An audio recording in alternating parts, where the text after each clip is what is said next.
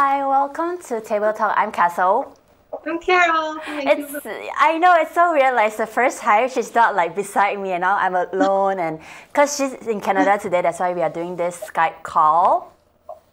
It's interesting. I've never tried this setup before, so I know. Yeah. It's like we are still a team, even though we are like over the net. But today we are going to be talking about Burning Man that's like happening right now in the West. And so we love to start off by what is like, Carol, what is your first, like your first perception of Burning Man?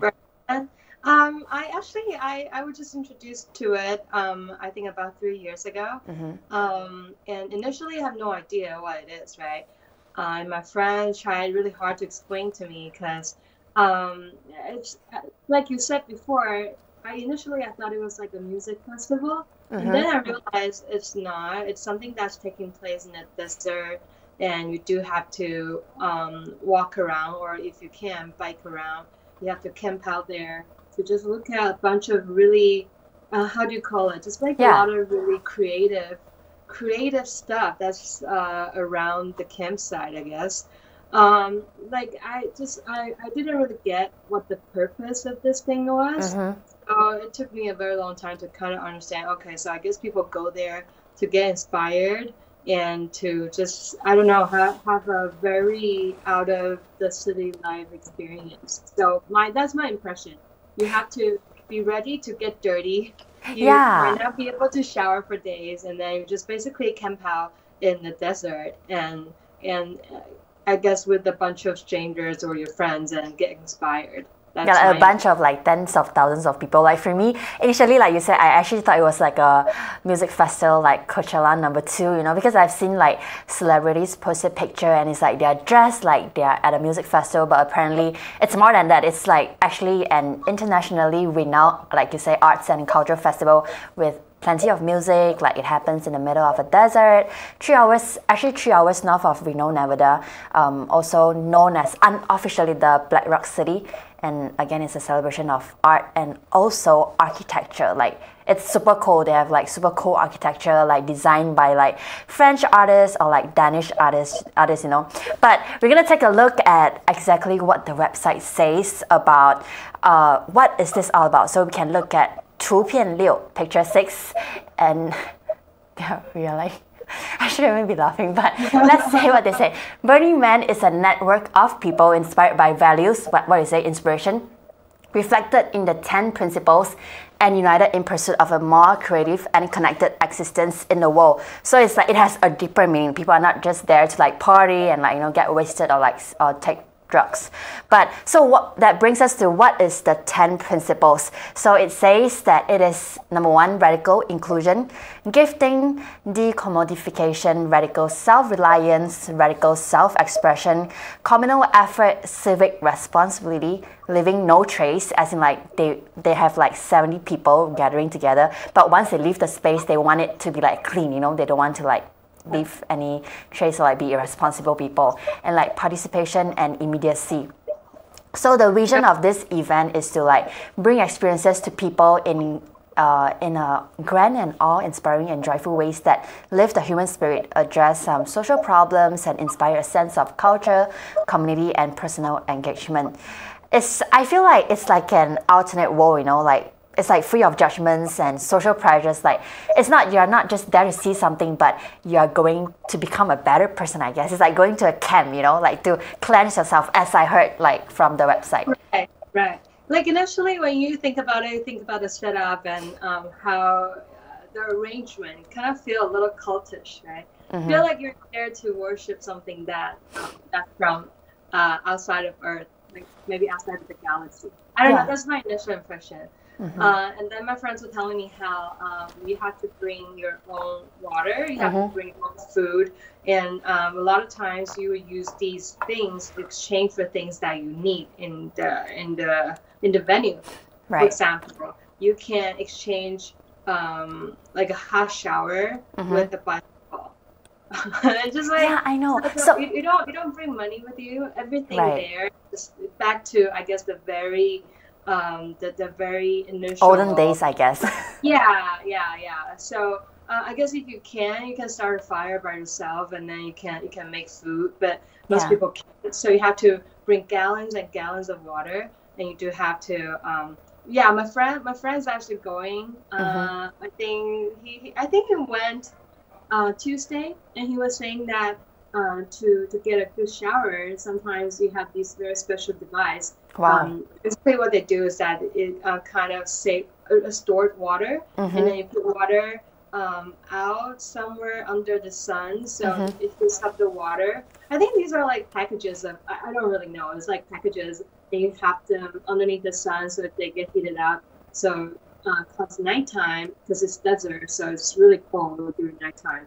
And then use the water that's being under the sun for hours, and then it becomes a hot shower. And then you probably need to hang it somewhere higher, like on the tree, or I don't know, it's just like the whole concept. It's just very interesting, you know, like you don't do this right now, like you have a shower at home, you don't need to like go natural, things like that. But this is what we are here to discuss about, because it's like a commerce-free event. Like you say, you don't bring money to the Burning Man. Like you actually, like if you want some food, maybe you can give someone your shirt for that food, you know. So it's like, but before we want to dive deeper into that, we should let our audience know a few key points about this event.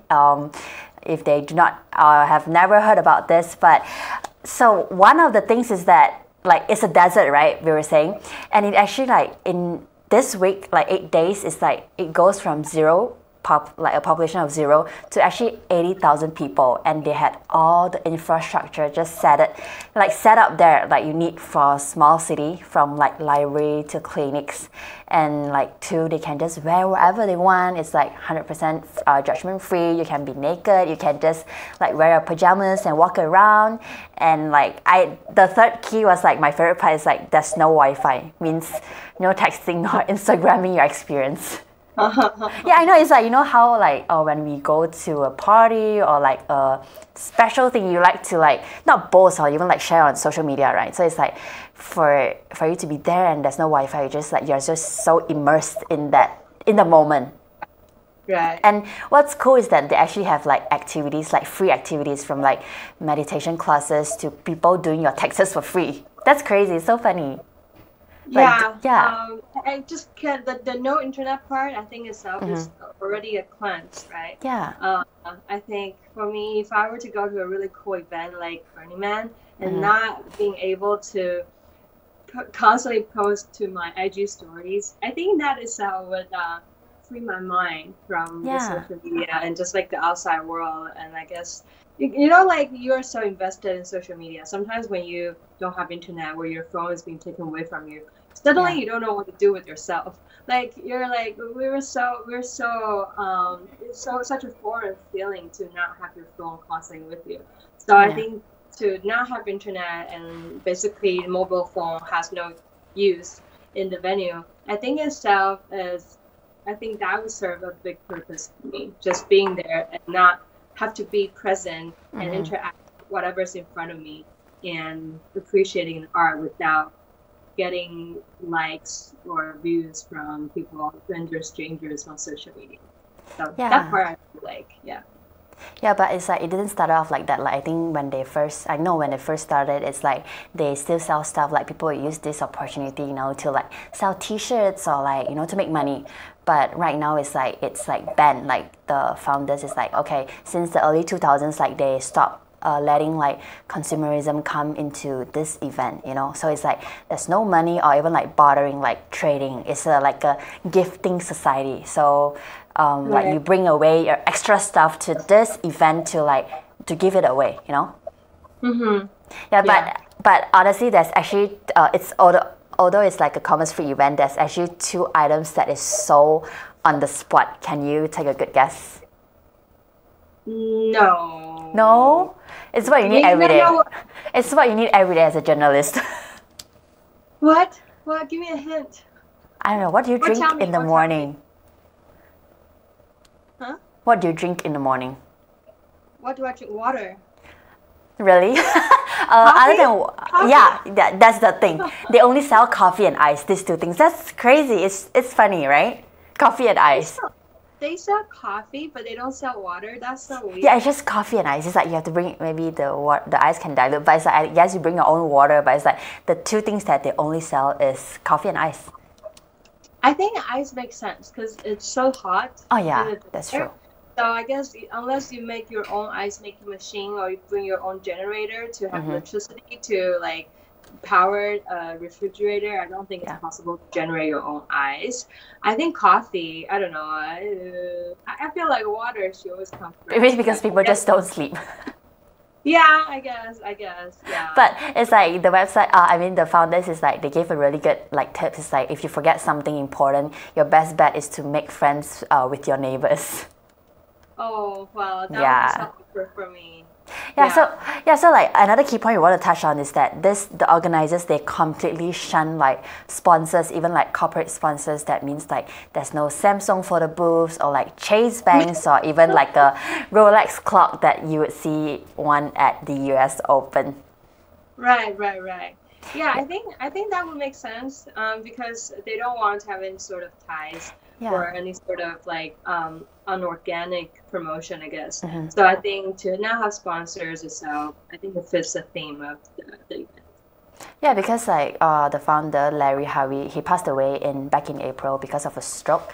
But he said, he put it into this word, this phrase, like he said, Burning Man is a big family picnic. Like it's like he threw us the question like, would you sell your family, like sell things to one another at a family picnic? Like no, you share things. Right. Yeah. I really wonder what his initial, like what inspired him initially to start this event. Because it's such a, I don't know, it's just such a out of the world experience. Yeah. Because actually this started... I hope one day, go ahead. Yeah, because when you say how it started, it actually started like with him and his like another carpenter friend called Jerry James. They held the first Burning Man in San Francisco back in like 1986, and actually he built this like wooden fire, which is like burning 8-foot wooden figure of a man scrapped out of a scrap lumber, and then he lit it on fire as an expression because he was going through a heartbreak and he felt like it was a midlife crisis. So it's like a cathartic expression, you know, like to just he felt a sense of like being set free. So this is how it started. But it's like this idea, it only started back in the 2000s, and I guess they just want to give people a space, like, you know, in, like for us, we live in the city, like you're in Vancouver or in New York City, it's just like you're bombarded by consumerism, and everywhere you go it's like buy me. Everywhere you go it's like ads. So like we said, like going to this is like a camp. Yeah, you cleanse yourself, you're free from social media, you're free from judgments, you're free from advertisements. Right. Yeah. And tickets are really hard to get. Yeah. If any of you guys are interested. Yeah, I know. But it's like, the tickets are actually like, what did you say? Like, did you say the price? Because the tickets is like actually $400, which I think is not expensive for an 8-day experience, you know. But they said that actually you pay more than that. It's like $5,000 estimate because you have to bring your own tent, you have to bring your own food for 8 days, like maybe tickets and like driving or things like that. Yeah, and usually tickets are really hard to get, even though you start early. I think they'll usually sell out within minutes, right? And the friend that I know who is there today, he mentioned that it's because his brother works there for the emergency. Wow. I was able to kind of like, I don't know, maneuver get it first him into the thing. Yeah, but if you were to buy a ticket yourself, you were on a list, like people who've been to the event before. It's just hard. Yeah. But it's on my bucket list. I know, we should totally go. I was talking to our coworker and then she's like, you're talking about Burning Man today, like she loved to go. And I think like it's like once in a lifetime experience, right? It's like, like you said, bucket list or like life goals. Yeah, hopefully like this year we'll be able to take the audience there. I know, yes. Sponsor us. No, I'm kidding. We can sponsor ourselves. Into like a pack. I can't hear you again. It was like the connection was a little bad. Oh, I was just I was just saying that maybe we could secretly film the whole thing. Well, not secretly. We openly film the whole thing and then put the footage together after we come back. Yes, I know. Okay, but back to our topic. So like this idea of like, you know, being a commerce-free event, it's actually called like decommodification, as we have mentioned in one of their top 10 principles. And I looked up like what is this word, you know, and it says that it's a process of viewing utilities as an entitlement rather than as a commodity that must be paid or traded for. But obviously this is a norm, right? That's what we do here. Like you buy your food, you pay for a spa, you pay for massage, you pay for your guests and things like that. But in Harvey, who is the founder, he said, in his own words, he said that he wanted to, when he started this event, he wanted to create a social environment that is not directed by commercial sponsorships, transactions, or advertising. And he wants to stand ready to protect our culture from such exploitation. Yeah, so I think that's a very cool idea. Like, have you ever thought about if you are in a city, it's weird, like you stop paying for your food and things like that. Like, what would our world be like? Yeah, I don't know. I think money was invented because it's just easier to have a standard of things for people to trade and to get reward and to just have a standard for everything, right? If we don't have money, I think then we would have to have a lot of trust in each other. So say like you make me bread and I bring you grocery from my, I don't know, like it would just be I guess you can put it quote unquote uncivilized. I have to go back to the uncivilized world, but I don't know, maybe people will be closer because of that. But right now I don't really see that happening. So maybe we can, after the people who've gone through the experience, they would have more compassion with empathy towards each other. So in a way, they're closer to one another. But they will still use money to buy coffee. I know. Yeah, but it's just like the reason why he do this is also because he wants to promote the idea of gifting. So it's like what you said, like maybe it's like I give you rice, you give me a furniture. It's like hey, it doesn't make sense. Rice is so much cheaper than an IKEA furniture. But it's like for him, it's like gifting means that you exchange something that doesn't have equal value. It's just a gift of your heart. So I just thought that's really cool. But I mean, it's like it would sound really crazy if you want to apply here in New York or like in LA or like just anywhere. Like right now, it's all about money, right? Yeah, especially like if you put that theory onto Wall Street, I don't think anyone would want to stop and listen to it. They just think you're cuckoo. But yeah, I think if we are in a city that's less populated, people do have to rely on one another, and the relationship and the bond between one another just it would be it's just going to be a lot stronger and a lot more crucial, right? So I think that's also what this event is trying to promote. It just bring people back to, I guess, where we came from. Like we were close to one another and we rely heavily on one another. That's so good. But it's like, you see, it's like this sounds like such a, I don't know, like a life lesson teaching event. Like it's like so good. It's not just you're there again like to party or like to take drugs. Like maybe some people do that, but it's like you go there to maybe you have a desire to become a better person. And I just want to close this with relating to a news that's just happened 2 days ago. Actually, Sonoma councilwoman named Rachel Huntley, she actually went to this event, and then after she went to Burning Man, she actually received an email telling her to drop, because she was running for the city council's election. And after she went to this event, she actually received an email telling her to drop out of the election, or else like this anonymous person would like expose some of her racy photos at Burning Man.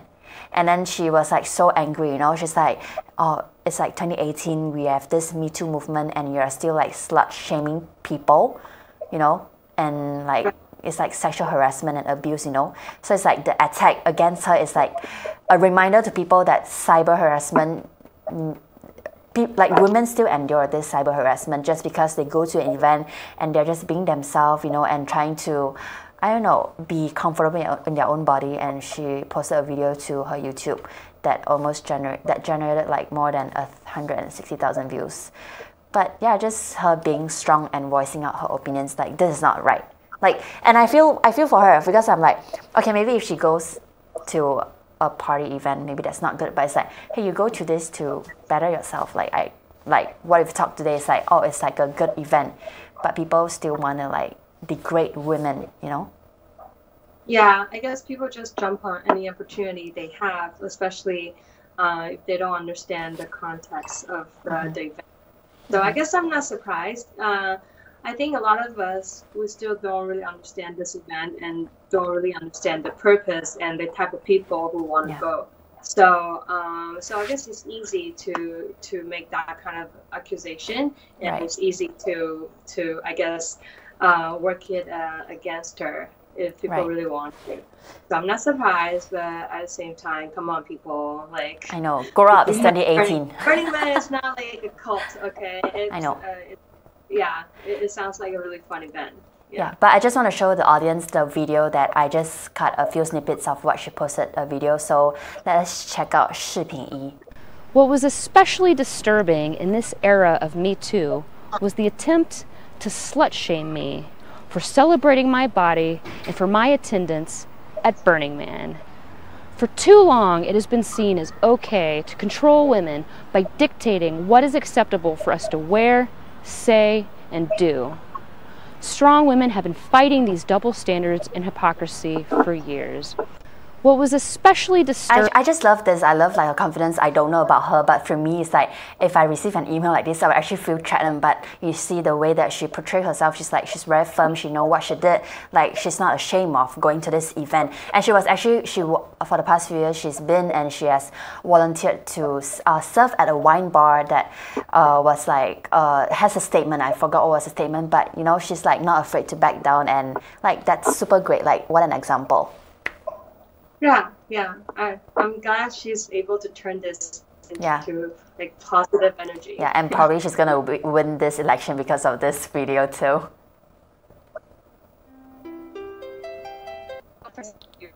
I'm like, ooh, it just ended. But I guess that's all the time we have for today. It's our cue to go. Sorry? Yeah, I'm like, oh, okay, I didn't know, but yeah. All right, so I guess, I think we should go. Yeah, I can't take this distance. It's like you're so far away. I'm like, I can't feel the chemistry. It's like, is this the end? Is this not the end? But that's all the time we have for today, guys. I'm Castle. And she's Carol. Bye, have a good one. Bye.